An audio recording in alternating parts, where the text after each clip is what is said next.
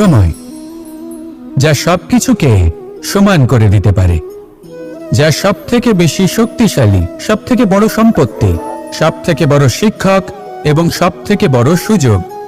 এই সময় যখন ভালো যায় তখন তা আপনাকে আমিত্বে মত্ত করে তোলে, অহংকারে নিমজ্জিত করে দেয়।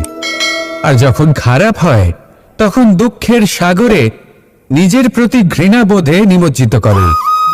তাই এই সময় যা এত শক্তিশালী এক সম্পত্তি, এত মহান একটি ধন, তাকে এমনি এমনি নষ্ট হতে দেবেন না। এই সময়ের সাথে কি করবেন, কিভাবে করবেন তা ভাবতে গিয়ে এবং করতে গিয়ে সময় নষ্ট করবেন না। যদি আপনি এই সময় নষ্ট করেন তাহলে সময়ও নিশ্চিত করবে যে আপনার সাথে কি করা উচিত। তাই সময়ের সদ্ব্যবহার করুন আর আমার সাথে ভালোবেসে বলুন, রাধা রাধা। আপনি এটা শুনে থাকবেন যে ছোট্ট একটা বালক, সে ঈশ্বরের প্রতিরূপ হয়। কিন্তু এমন কেন বলা হয় তা কি আপনি কখনো ভেবে দেখেছেন?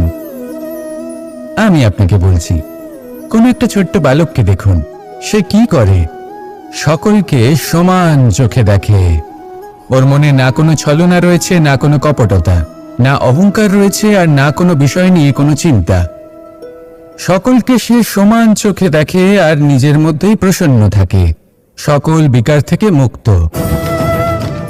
এগুলোই তো সেই গুণ সেই বালকের মধ্যে, যা হলো ঈশ্বর স্বরূপ। এবার ভেবে দেখুন, যদি প্রত্যেকটা মানুষ এই ছোট বালকের মতো সেই সব গুণ নিজের মধ্যে জাগ্রত করে তোলে, তাহলে কি হবে? তারাও ঈশ্বর তুল্য হয়ে উঠবে। তাই আপনিও এটাই করুন, নিজের মনকে বিকার মুক্ত করুন সেই ছোট্ট বালকের মতো। মনের মধ্যে না কোনো চিন্তা রাখবেন, না মোহ, না ক্রোধ, না কোনো রকমের ছলনা বা কপটতা। সবাইকে সমান চোখে দেখুন আর নিজের মনেই প্রসন্ন থাকতে শিখুন। এই মন প্রেমময় হয়ে বলবে, রাধা রাধা। জীবনে সাফল্য লাভ করতে হলে মানুষকে উচিত পথে চলতে হবে, কিন্তু তার থেকেও বেশি গুরুত্বপূর্ণ হলো এটা বোঝা যে সেই পথে চলতে চলতে কখন আমাদের দাঁড়াতে হবে আর কখন আমাদের চলতে হবে। এই শিক্ষা অত্যন্ত গুরুত্বপূর্ণ। এবার দেখুন, ছোট্ট একটা কথা রয়েছে, ওকে আটকিও না, যেতে দাও। এই বাক্যের অর্থ কি? অর্থ যে কাউকে আটকিও না, যে এগোতে চাইছে তাকে এগোতে দাও, তার পথে বাধা সৃষ্টি করো না। এবার এই ছোট কথাতে এক অনুচিত স্থানে আমি দাঁড়িয়ে পড়ি। আটকাও, যেতে দিও না। এবার এর অর্থ কি হলো? যে এই ব্যক্তিকে আটকাও, তাকে জীবনে এগোতে দিও না, এর পথে বাধা সৃষ্টি করো। এবার এই ছোট কথাতে অনুচিত স্থানে যদি আমি আটকে যাই, তবে ভাবো কত পার্থক্য হলো। এই শিক্ষা কতটা গুরুত্বপূর্ণ সেটা শিখুন, আর এই শিক্ষা আমাদের জীবনে কতটা গুরুত্বপূর্ণ হতে পারে সেইটা বুঝুন। বুঝে যান, শিখে যান জীবনে কখন সামনে এগোতে হবে আর কখন থামতে হবে। মন প্রসন্ন হয়ে বলবে, রাধা রাধা। কাম, তৃতীয় পুরুষার্থ। এবার অধিকাংশ মানুষই কাম বলতে বিলাসিতা, বাসনা, লালসা মনে করে ফেলে। আসলে এমন কিছুই নয়। কামের বাস্তবিক অর্থ কি? কামের বাস্তবিক অর্থ হল কামনা। প্রতিটা ব্যক্তি, প্রতিটা মানুষ, প্রতিটা জীব এই সংসারে কোনো না কোনো বিশেষ কারণে আসে। সেই কারণকে পূর্ণ করার জন্য কর্ম করাকে কাম বলে। এখন সেটা সবার জন্য ভিন্ন হতে পারে। কারোর কাছে সেটা জ্ঞান অর্জন করা হতে পারে, আবার কারোর কাছে নির্মাণ করা হতে পারে। কারোর জন্য পরিবারকে সঞ্চালন করা হতে পারে, আবার কারোর জন্য এই সংসার থেকে পাপ দূর করা হতে পারে। কিন্তু সব থেকে গুরুত্বপূর্ণ হলো যে মানুষ যেন নিজের কর্ম ঠিক করে করে, সম্পূর্ণ যত্ন নিয়ে করে। তৃতীয় পুরুষার্থ মানে এই কাম। এটার অনুচিত অর্থ নিজেকে বোঝানো মানেই সমগ্র জীবনকে অর্থহীন করে দেওয়া।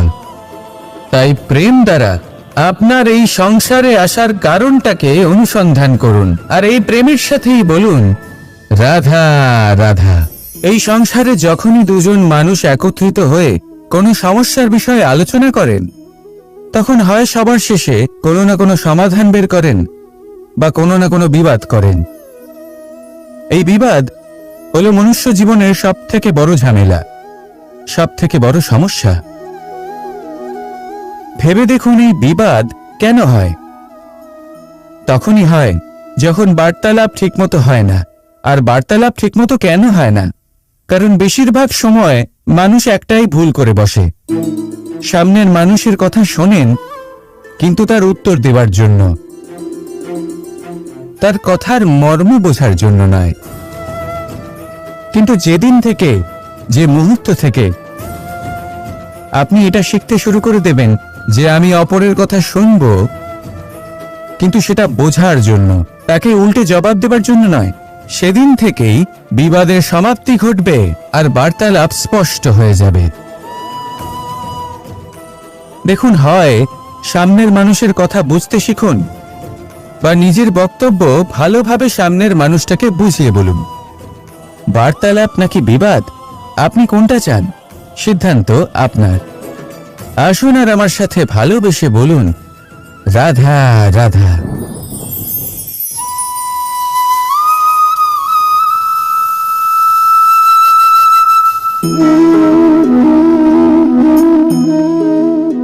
মোহনের বাঁশির এই সুর, এই সঙ্গীত কার না পছন্দ হয়? সবারই খুব ভালো লাগে। এবার এই সুর আসে কোথা থেকে? কেউ বলবেন কৃষ্ণের হৃদয় থেকে। সত্য কথা, এই সুর হৃদয় থেকে নির্গত হয় এবং প্রকট হয় এই বাঁশি থেকে।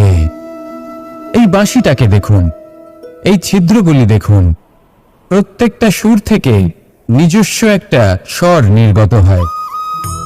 এবার যে ব্যক্তি এই সমস্ত সুর এবং স্বর বুঝতে পারেন, এতে নিপুণ, তিনি এই বাঁশির দ্বারা যে সুর নির্গত করবেন তা তো মধুর অবশ্যই হবে। এবার জীবনের সাথেও কিছুটা এরকমই ঘটে। জীবনের কিছু নীতি থাকে, অর্থ, কুটুম্ব এবং আধ্যাত্মিক। যদি জীবনের প্রত্যেকটা মুহূর্ত সুখময় হয় এরকম আপনি চান, তাহলে এই তিনটি নীতিতে আপনাকে নিপুণ হতে হবে। কোনো একটি বিশেষ নীতির প্রতি যদি আপনি বেশি ঝুঁকে পড়েন, তাহলে বাকি দুই নীতি থেকে যা সুখ লাভ করা সম্ভব তা পারবেন না। ধন অর্জন করতে হবে পরিবারের জন্য, পরিবারের সুখ মনের শান্তির জন্য, মনে শান্তির প্রয়োজন মনের শুদ্ধতার জন্য। যখন এই মন শুদ্ধ হবে, জীবন শুদ্ধ হবে, পবিত্র হবে, সুন্দর হবে এবং ভালোবেসে বলবে রাধা রাধা।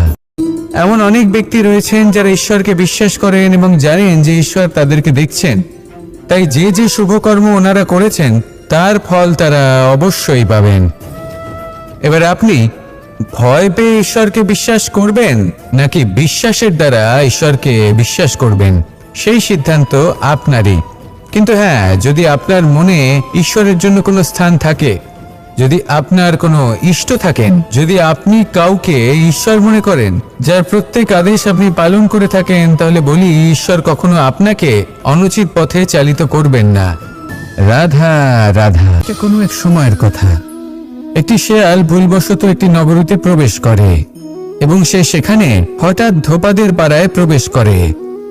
নীল রং ঘোলা জলে পড়ে যায়। কোনো ক্রমে পালিয়ে পালিয়ে আবার সে বনে ফিরে আসে।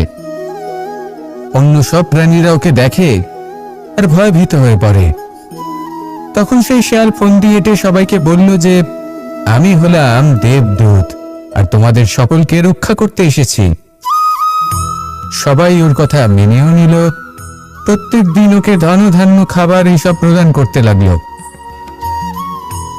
তারপরে এমন একটি রাত এলো যেদিন দূরে কোথাও কিছু শেয়ালের দল তাকে ডাকতে শুরু করলো। আর তখন এই শেয়াল নিজেকে আটকেই রাখতে পারল না, সেও ঠিক শেয়ালের মতোই ডাকতে শুরু করলো। সকলে সেটা শুনতেও পেলেন এবং সকলে এটা বুঝতেও পেরে গেলেন যে এ হলো একটা ভণ্ড।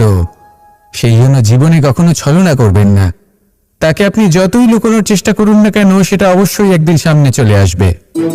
আর তার থেকেও বড় শিক্ষা হলো এটা, যে কারোর জীবনে সম্পত্তি, ধন ধান্য এসব চলে আসাতে তার বুদ্ধির বৃদ্ধি ঘটে না, তার ব্যবহার শুভ হয় না, এটা তখন হয় যখন সেই ব্যক্তি সেটা নিজে পেতে চায়, তার জন্য ভাবনা চিন্তা করে, কর্ম করতে থাকে। আর যখন একজন ব্যক্তি নিজের বুদ্ধি এবং ব্যবহার উন্নত এবং শ্রেষ্ঠ করে তুলতে পারেন, তখন তিনি নির্ধন হয়েও ধন অর্জন করতে পারেন। ঠিক পদ্ম ফুলের মতো। একটি পদ্ম ফুল কিন্তু জন্ম নেয় পাকের মধ্যে, তারপরেও এই পদ্ম ফুল দেবতাদের প্রসাধনের অঙ্গ হয়ে ওঠে। আসুন আর আমার সাথে ভালোবেসে বলুন, রাধা রাধা। সাফল্য। সংসারের প্রত্যেক মানুষ সফল হতে চান। একটু বোধবুদ্ধি আসার পরেই সেই সাফল্যের পেছনে ছুটতে থাকেন, আজীবন এই সাফল্যের পেছনে ছুটতে থাকেন। কিন্তু এই যে সাফল্য, তা অর্জন কি করে করতে হয়? ব্যবহার দ্বারা, ছলনা দ্বারা, বল দ্বারা, অর্থের দ্বারা? দুর্ভাগ্যবশত সাফল্য এভাবে লাভ করা। সাফল্য তখন লাভ করবেন যখন আপনি অসফলতা থেকে শিক্ষা লাভ করবেন। অসাফল্য থেকে শিক্ষা লাভ করা অত্যন্ত গুরুত্বপূর্ণ। করা ভুলের থেকে শেখা অত্যন্ত গুরুত্বপূর্ণ। যদি আপনি অসাফল্যকে ভয় পান, তার থেকে দূরে পালান, তাহলে জীবনে কখনোই এগোতে পারবেন না। অসফলতা আসেই আপনাকে এটা বোঝানোর জন্য যে সাফল্য কিভাবে অর্জন করা যেতে পারে।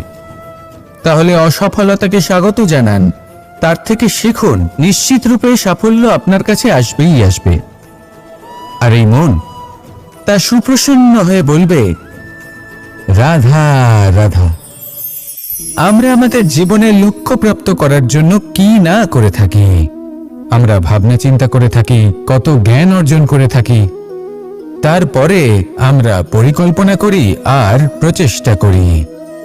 এবার প্রথম চেষ্টাতেই সাফল্য লাভ করব সেটা নাও হতে পারে, বরং ইতিহাস সাক্ষী যে প্রথমবার প্রচেষ্টা করে সাফল্য লাভ করার সম্ভাবনা অত্যন্ত কম। আর যে কোনো সফল ব্যক্তিকে দেখুন, আপনি বুঝবেন সেই ব্যক্তি বারবার প্রচেষ্টা করে, চেষ্টা করা থামায় না, তবেই সেই ব্যক্তি একদিন সাফল্য লাভ করেন। সেই জন্য আপনিও প্রচেষ্টা করা কখনো বন্ধ করবেন না, করতেই থাকুন। যখন আপনি প্রথমবার প্রচেষ্টা করেন তখন আপনি একা থাকেন, কিন্তু যখন আপনি দ্বিতীয়বার প্রচেষ্টা করেন তখন আপনার সাথে কিছু বিগত প্রচেষ্টার অভিজ্ঞতা থাকে। চেষ্টা করতে থাকুন, সাফল্য আপনার কাছে আসতেই চলেছে।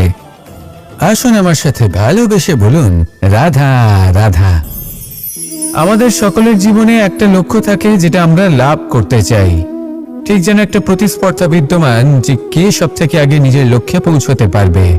আর সেই জন্য আমরা সকলেই খুব তাড়াতাড়ি এগোতে চেষ্টা করি, বড় এবং দীর্ঘ পদক্ষেপ ফেলি, যাতে তাড়াতাড়ি নিজের লক্ষ্যে পৌঁছতে পারি। কিন্তু এক অত্যন্ত গুরুত্বপূর্ণ বিষয় আছে, সবসময় লক্ষ্য সামনে থাকবে না, কখনো কখনো তা খুঁজতে হয়। এই যাত্রা খুব কঠিন হতে পারে। আর ঠিক এই কারণেই সবসময় দ্রুত গতিতে চলা বা তাড়াতাড়ি পথে চলা সেটা আবশ্যক নয়। তার থেকেও বেশি গুরুত্বপূর্ণ হলো ভেবেচিন্তে তারপর পথ চলা। যদি ভেবেচিন্তে পদক্ষেপ ফেলেন, চলতে পারেন, তাহলে সেটাই সর্বশ্রেষ্ঠ পদক্ষেপ। কখন কোন দিকে যেতে হবে, কখন কোথায় দিক পাল্টানো যাবে না, কখন গতি বেশি রাখতে হবে, কখন কম, কখন থামবো, কখন চলবো, এই সব কিছুর বিষয়ে জ্ঞান অত্যন্ত গুরুত্বপূর্ণ এবং ভেবে চিন্তে চলতেই হবে। সেই জন্য শুধু তীব্র গতিতে সামনে এগোলে চলবে না, ভাবনা চিন্তা করে এগোতে হবে। আসুন আমার সাথে ভালোবেসে বলুন, রাধা রাধা। মানুষ বলে থাকেন যে জীবনে সময়ের পূর্বে এবং ভাগ্যের থেকে বেশি কিছুই পাওয়া যায় না। এটা যার যার নিজের বক্তব্য। আমি বলবো এই সময় আসলে কি? এই সময় হলো যাতে যুগ যুগান্তর নিহিত আছে, যার মধ্যে দিন আছে, মাস আছে, বছর আছে, ঠিক না? বাস্তবে আপনার কাছে সময় কতটা আছে যা আপনি সদ্ব্যবহার করতে পারেন? তখন থেকে আছে যখন থেকে আপনি নিজেকে বুঝতে শুরু করেন, ততক্ষণ আছে যতক্ষণ না আপনি এই সংসার ছেড়ে চলে যাচ্ছেন। শুধু এটুকু সময় আছে আপনার কাছে। আর যদি ভাগ্যের কথা বলা হয়, তাহলে ভাগ্য হলো সেই পরিস্থিতি যখন মানুষ নিজেকে সময়ের হাতে সমর্পণ করে দেন, তাকে ভাগ্য বলে। অর্থাৎ আপনি জীবনে পরিশ্রম করেছেন, বিপদের সম্মুখীন হয়েছেন, সামনে এগিয়ে গেছেন, কোথাও পৌঁছে গেছেন, এবং তখন আপনার মনে হলো যে ব্যাস এখানেই থেমে যাওয়া উচিত, তাহলে সেটাই হবে আপনার ভাগ্য। যদি ভাগ্যের কথা বলা হয়, তাহলে বলবো সত্যবানের ভাগ্যে মৃত্যু লেখা ছিল, কিন্তু সাবিত্রীর কর্ম তাকে পুনর্জীবিত করে তুলেছিল।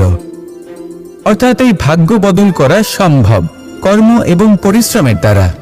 ভেবে দেখুন, রাবণ মাতা সীতাকে হরণ করেছিল। যদি শ্রীরাম সেটাকে ভাগ্য বলে মেনে নিতেন, তাহলে কখনো ভাগ্য বিধাতা হয়ে উঠতে পারতেন না। ভাগ্য হলো একটা বাঁধন, যেটাকে ভেঙে ফেলা খুব প্রয়োজনীয়। নিজের লক্ষ্যের কাছে পৌঁছতে হবে। হতেই পারে এই লক্ষ্য হলো পরমাত্মার কাছে পৌঁছে যাওয়া। আপনি যদি পরমাত্মার কাছে পৌঁছতে নাও পারেন, তাও সেই পথে কিছুটা অগ্রসর হতে পারছেন, তাই না? তাহলে ভাগ্যের এই বাঁধন ভেঙে ফেলুন, নিজের কর্মের দ্বারা নিজের প্রারব্ধ গড়ে তুলুন এবং আমার সাথে ভালোবেসে বলুন, রাধা রাধা, রাধা রাধা। আমরা সকলে শক্তি অনুভব করতে চাই। এবার যদি আপনাকে জিজ্ঞেস করা হয় যে সবথেকে বেশি শক্তির অনুভব কোথা থেকে করা সম্ভব, তখন কেউ কেউ বলবেন পুষ্টিকর আহার গ্রহণ করলে, ব্যায়াম করলে, কেউ বলবেন ধন লাভ করলে, বন্ধুদের থেকে, পরিবারের থেকে, আদি ইত্যাদি। এইভাবে আপনি শক্তির অনুভব অবশ্যই করতে পারেন, কিন্তু সবথেকে বেশি শক্তির অনুভব যদি আপনি করতে চান, তাহলে তা পাবেন শুধু একতার দ্বারা, সংগঠনের দ্বারা। যদি আপনাকে উদাহরণ দিই, নিজের এই হাতটাকে দেখুন, 5টা আঙুল রয়েছে। কোনো একটা বস্তুকে নিজের একটা আঙুল দ্বারা তুলে ধরার চেষ্টা করে দেখুন, বড়ই কষ্ট হবে। তখন আপনি বুঝতে পারবেন, যখন এই 5টি আঙুল একত্রিত হয়, তখন কোনো কাজ কতটা সহজ হতে পারে। এটাই হলো শক্তি, একতার। সব থেকে ভালো উদাহরণ যদি আপনাকে দিই, তাহলে বাঁশি। এই বাঁশি থেকে অত্যন্ত মধুর সুর নির্গত হয়, যা সবার মন প্রসন্ন করে দেয়। এই কথা সত্যি, কিন্তু এই বাঁশি আমি একটা বা দুটো আঙুল দিয়ে বাজাতে পারবো না। আমাকে প্রত্যেকটা আঙুল ব্যবহার করতেই হবে, তবেই এর থেকে মধুর সুর নির্গত হবে, যা সকলকে প্রসন্ন করবে। ঠিক কিনা? ঠিক এইভাবেই যদি আপনি চান যে আপনার জীবনরূপী বাঁশি থেকেও মধুর সুর নির্গত হোক বা সবার মনকে প্রসন্ন করে তুলুক, তাহলে আপনাকেও জীবনে একতা নিয়ে আসতেই হবে। আপনি একাও কর্ম করতে পারেন, পথ চলতেও পারেন, সামনেও এগোতে পারেন, সাফল্য লাভ করতে পারেন। কিন্তু যখন সকলে একসাথে এগোবেন, সেই পথে চলবেন, সেই কর্মই করবেন, তখন লক্ষ্যে অবশ্যই পৌঁছবেন, সাফল্য অবশ্যই লাভ করবেন। কিন্তু সেই সাফল্য এবং তার আনন্দের সংমিশ্রণটাই একটু অন্যরকম হবে। তাই জীবনে ঐক্যবদ্ধ হন, একসাথে মিলে এগোতে থাকুন, আর আমার সাথে ভালোবেসে বলুন, রাধা রাধা। জল, এ হলো জীবনের আধার, পঞ্চতত্ত্বের মধ্যে একটি, আর অত্যন্ত বিশেষ। এর থেকে অনেক বড় শিক্ষা পাওয়া যায়। এই জল, গন্তব্যের বিষয়ে এর স্পষ্ট ধারণা আছে। ও জানে ওর লক্ষ্য কি, আর প্রয়াস করে ততদূর সে পৌঁছেও যায়। এটি পর্বত থেকে বয়ে নিচে নেমে আসে, নদীর সাথে সমাহিত হয়ে তার সাথে বয়ে চলে, চিরসবুজ বনানী গড়ে তোলে, প্রাণীদের তৃষ্ণা নিবারণ করে, সামনে এগিয়ে চলে, মানুষের সাথে মিলিত হয়। যারা একে বাঁধের মধ্যে বেঁধে রাখতে চেষ্টা করে, সে বন্দি দশাতেও থেকে যায়, মানুষের কল্যাণ করে। তারপর বাঁধ থেকে মুক্তি পেয়ে এগিয়ে চলে, কোথাও ধাক্কা খায়, কোথাও বাধা পড়ে, কোথাও যদি পথ খুঁজে না পায়, তাহলে পথ খুঁজেই নেয়, আর যেখানে পথ থাকে না সেখানে পথ বানিয়ে নেয়, আর শেষ পর্যন্ত নিজের লক্ষ্যে পৌঁছেই যায়। অর্থাৎ সমুদ্রে গিয়ে সমাহিত হয়ে যায়। আমাদেরও কিছুটা এরকমই হয়ে উঠতে হবে। যেখানেই যাবেন সকলের কল্যাণ করুন, সামনে এগোন। আপনি কোথাও পড়ে গেলে, ধাক্কা খেলে আঘাত লাগবেই, উত্থান পতন লেগেই থাকে। সামনে এগোতে থাকুন, কোথাও পথ না পেলে তা খুঁজে নিন, কোথাও পথ না থাকলে তা বানিয়ে নিন। নিজের গন্তব্যের কথা সবসময় মনে রাখুন। শেষ পর্যন্ত নিজের মোক্ষ লাভ আপনি অবশ্যই করবেন। আর আমার সাথে ভালোবেসে বলুন, রাধা রাধা।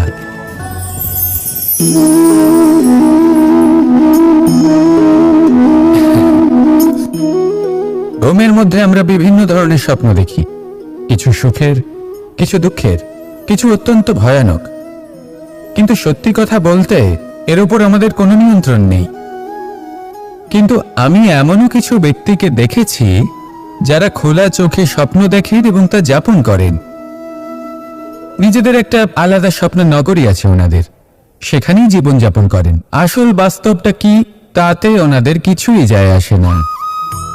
এমন কিছু মানুষ আছেন যাদের কাছে বিন্দুমাত্র জ্ঞান নেই, সে না হয় ঠিক আছে, কিন্তু জ্ঞান এমনভাবে প্রদান করবেন যে মনে হবে সংসারের সমস্ত জ্ঞান তাদের কাছেই রয়েছে। এমন কিছু মানুষ আছেন যারা ভালোবাসতে জানেন না, আর তাও আমি মেনে নিলাম, কিন্তু কথা এমনভাবে বলবেন তাতে মনে হবে যেন প্রেমের বিষয়ে সবকিছু শুধুমাত্র ইনিই জানেন। এবার আমি এমন কথা অবশ্যই বলছি না যে আপনি এরকম করেন, কিন্তু যদি কোনো ব্যক্তি এরকম করেন তাহলে তার এটা মাথায় রাখা উচিত যে সেই ব্যক্তি অন্য কারোর সাথে নয়, নিজের সাথে অনুচিত করছেন। কারণ এমন কাজ করে উনি নিজের দোষ, নিজের অপগুণ সংসারের কাছে নয়, নিজের কাছে লুকোচ্ছেন। আপনি যদি নিজেকে বুঝতে না পারেন, সম্পূর্ণরূপে নিজেকে আকলন না করেন, নিজের অপগুণ, নিজের দোষ পূর্ণরূপে না বুঝতে পারেন, তাহলে এটা কি করে বুঝবেন যে নিজেকে কিভাবে শুধরে নিতে হবে? আপনাকে নিজের সত্য স্বীকার করতেই হবে, তারপরেই আপনি নিজেকে পরিবর্তন করতে পারবেন। তাহলে স্বপ্নে নয়, বাস্তবে বাঁচুন, আনন্দে বাঁচুন, আর আমার সাথে ভালোবেসে বলুন, রাধা রাধা। যতক্ষণ আমরা এই সংসারে জীবিত ততক্ষণ আমাদের সাথে সবকিছু থাকে, আমাদের ধন, সুখ স্বাচ্ছন্দ্য, আমাদের মিত্রগণ, আমাদের পরিবার, এই সমাজ, এই সবকিছু আমাদের সাথে থাকে। যেদিন আমরা এই সংসারকে ত্যাগ করব, এদের মধ্যে কেউ আমাদের সাথে যাবে না, না ধন, না স্বাচ্ছন্দ্য, না সম্পত্তি। এই সকল মানুষ, এই সমাজ, এরা শুধুমাত্রই শ্মশান পর্যন্ত আমাদের সাথে থাকতে পারবেন। তারপরে যদি আমাদের সাথে কিছু যেতে পারে তাহলে তা শুধুই আমাদের ধর্ম। আর এই সংসারে আমরা নিজেদের যে সুনাম রেখে যাই সেটা সম্ভব শুধুমাত্র কর্মের দ্বারা। সেই জন্য সংসারে যতদিন পর্যন্ত জীবিত আছেন, যদি কিছু অর্জন করতে চান তাহলে ধর্ম অর্জন করুন, ধর্মের বিষয়ে স্পষ্টতা অর্জন করুন এবং কর্ম অর্জন করুন। এটাই হবে আপনার অতীত এবং এটাই হবে আপনার ভবিষ্যৎ, এবং এটাই সকলকে প্রেরণা প্রদান করবে। আসুন আমার সাথে ভালোবেসে বলুন, রাধা রাধা। বস্ত্র আমাদের সকলের প্রিয়, এটা আমাদের জীবনযাপনের জন্য প্রয়োজনীয়। আমরা সবসময় চেষ্টা করি সেই বস্ত্র পরতে যা পরলে আমাদের দেখতে ভালো লাগে। কিন্তু কখনো এই কথা ভেবে দেখেছেন যে কিছু বস্ত্র যদি স্বচ্ছ হয় তাহলে তা পুরনো হলেও দেখতে ভালো লাগে?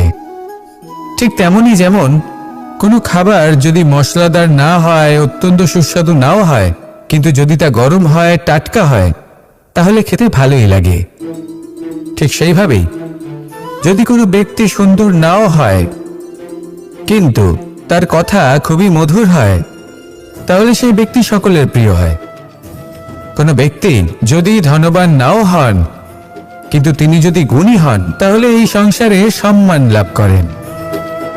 সেই জন্য কখনো এই বিষয়ে দুঃখ পাবেন না যে আপনার কাছে ভৌতিক স্বাচ্ছন্দ্য নেই। আপনার কাছে সবথেকে বড় বস্তু, সবথেকে মূল্যবান বস্তু যেটা আছে সেটা হলো আপনার আত্মা, আপনার মন, আপনার বিচারধারা, আপনার গুণ, আপনার কথা। এগুলো সবসময় শুভ রাখুন এবং সবসময় নিজের সাথে রাখুন। এই জীবন সফল হবে এবং প্রেমময় হয়ে বলে উঠবে, রাধা রাধা। সময় যা সবকিছুকে সমান করে দিতে পারে। যা সবথেকে বেশি শক্তিশালী, সবথেকে বড় সম্পত্তি, সবথেকে বড় শিক্ষক এবং সবথেকে বড় সুযোগ। এই সময় যখন ভালো যায় তখন তা আপনাকে আমিত্বে মত্ত করে তোলে, অহংকারে নিমজ্জিত করে দেয়। আর যখন খারাপ হয় তখন দুঃখের সাগরে নিজের প্রতি ঘৃণাবোধে নিমজ্জিত করে। তাই এই সময়ে যা এত শক্তিশালী এক সম্পত্তি, এত মহান একটি ধন, তাকে এমনি এমনি নষ্ট হতে দেবেন না। এই সময়ের সাথে কি করবেন, কিভাবে করবেন তা ভাবতে গিয়ে এবং করতে গিয়ে সময় নষ্ট করবেন না। যদি আপনি এই সময় নষ্ট করেন তাহলে সময়ও নিশ্চিত করবে যে আপনার সাথে কি করা উচিত। তাই সময়ের সদ্ব্যবহার করুন আর আমার সাথে ভালোবেসে বলুন, রাধা রাধা। আপনি এটা শুনে থাকবেন যে ছোট্ট একটা বালক, সে ঈশ্বরের প্রতিরূপ হয়। কিন্তু এমন কেন বলা হয় তা কি আপনি কখনো ভেবে দেখেছেন? আমি আপনাকে বলছি, কোন একটা ছোট্ট বালককে দেখুন, সে কি করে? সকলকে সমান চোখে দেখে।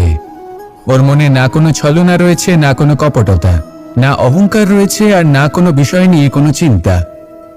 সকলকে সে সমান চোখে দেখে আর নিজের মধ্যেই প্রসন্ন থাকে, সকল বিকার থেকে মুক্ত।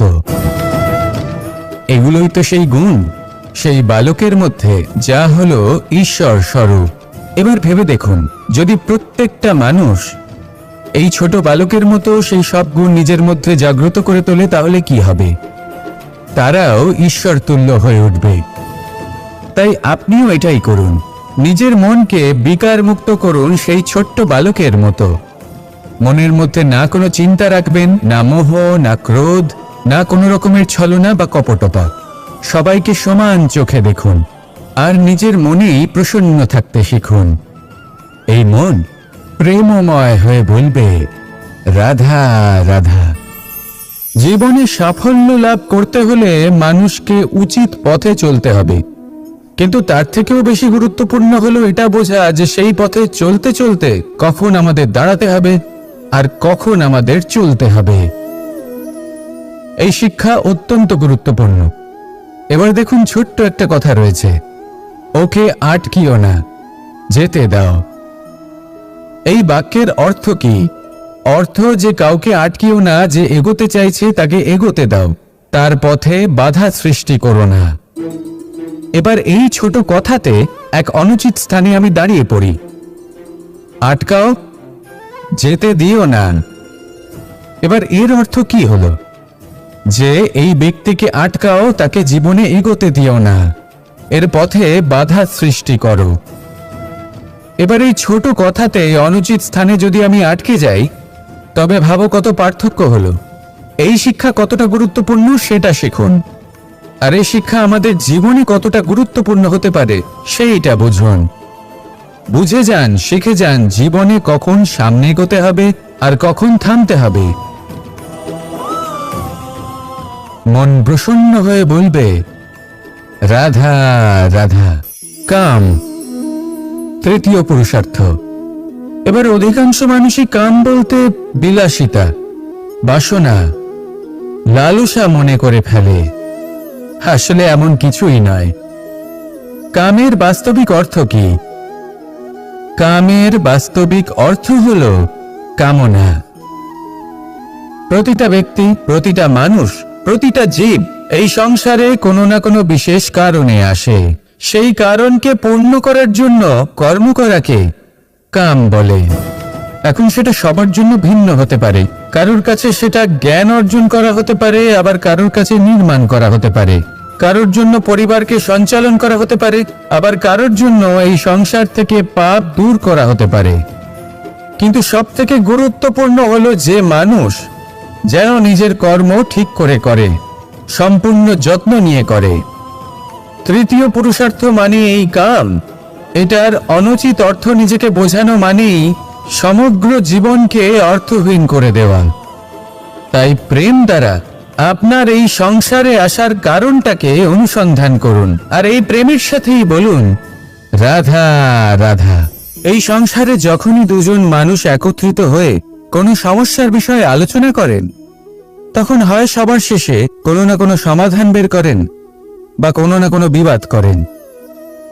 এই বিবাদ হলো মনুষ্য জীবনের সব থেকে বড় ঝামেলা, সব থেকে বড় সমস্যা। ভেবে দেখুন এই বিবাদ কেন হয়? তখনই হয় যখন বার্তালাপ ঠিকমতো হয় না। আর বার্তালাপ ঠিকমতো কেন হয় না? কারণ বেশিরভাগ সময় মানুষ একটাই ভুল করে বসে। সামনের মানুষের কথা শোনেন, কিন্তু তার উত্তর দেওয়ার জন্য, তার কথার মর্ম বোঝার জন্য নয়। কিন্তু যেদিন থেকে, যে মুহূর্ত থেকে আপনি এটা শিখতে শুরু করে দেবেন যে আমি অপরের কথা শুনব, কিন্তু সেটা বোঝার জন্য, তাকে উল্টে জবাব দেবার জন্য নয়, সেদিন থেকেই বিবাদের সমাপ্তি ঘটবে আর বার্তালাপ স্পষ্ট হয়ে যাবে। দেখুন, হয় সামনের মানুষের কথা বুঝতে শিখুন, বা নিজের বক্তব্য ভালোভাবে সামনের মানুষটাকে বুঝিয়ে বলুন। বার্তালাপ নাকি বিবাদ, আপনি কোনটা চান? সিদ্ধান্ত আপনার। আসুন আর আমার সাথে ভালোবেসে বলুন, রাধা রাধা।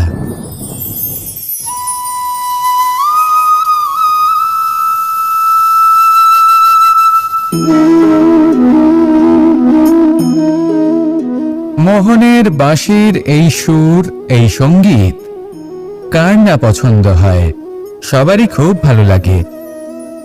এবার এই সুর আসে কোথা থেকে? কেউ বলবেন কৃষ্ণের হৃদয় থেকে। সত্য কথা, এই সুর হৃদয় থেকে নির্গত হয় এবং প্রকট হয় এই বাঁশি থেকে। এই বাঁশিটাকে দেখুন, এই ছিদ্রগুলি দেখুন, প্রত্যেকটা সুর থেকে নিজস্ব একটা স্বর নির্গত হয়।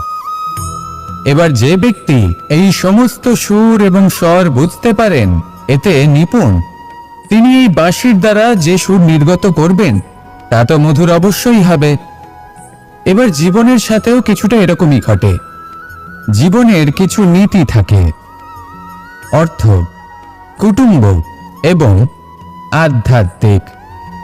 যদি জীবনের প্রত্যেকটা মুহূর্ত সুখময় হয় এরকম আপনি চান, তাহলে এই তিনটি নীতিতে আপনাকে নিপুণ হতে হবে।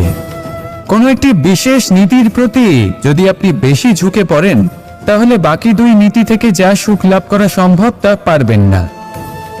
ধন অর্জন করতে হবে পরিবারের জন্য, পরিবারের সুখ মনের শান্তির জন্য, মনে শান্তির প্রয়োজন মনের শুদ্ধতার জন্য।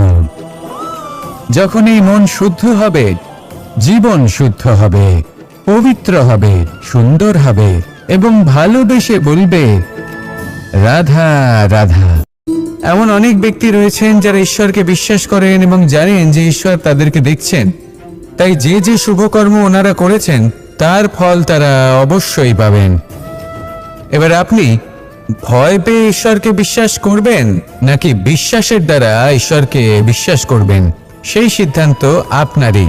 কিন্তু হ্যাঁ, যদি আপনার মনে ঈশ্বরের জন্য কোনো স্থান থাকে, যদি আপনার কোনো ইষ্ট থাকেন, যদি আপনি কাউকে ঈশ্বর মনে করেন, যার প্রত্যেক আদেশ আপনি পালন করে থাকেন, তাহলে বলি ঈশ্বর কখনো আপনাকে অনুচিত পথে চালিত করবেন না। রাধা রাধা। এটা কোনো এক সময়ের কথা। একটি শেয়াল ভুলবশত একটি নগরীতে প্রবেশ করে এবং সে সেখানে হঠাৎ ধোপাদের পাড়ায় প্রবেশ করে। নীল রং ঘোলা জলে পড়ে যায়। কোনো ক্রমে পালিয়ে পালিয়ে আবার সে বনে ফিরে আসে। অন্য সব প্রাণীরা ওকে দেখে আর ভয়ভীত হয়ে পড়ে। তখন সেই শেয়াল ফোন দিয়ে এটে সবাইকে বলল যে আমি হলাম দেবদূত আর তোমাদের সকলকে রক্ষা করতে এসেছি। সবাই ওর কথা মেনেও নিল। প্রত্যেক দিন ওকে ধন ধান্য খাবার এইসব প্রদান করতে লাগলো।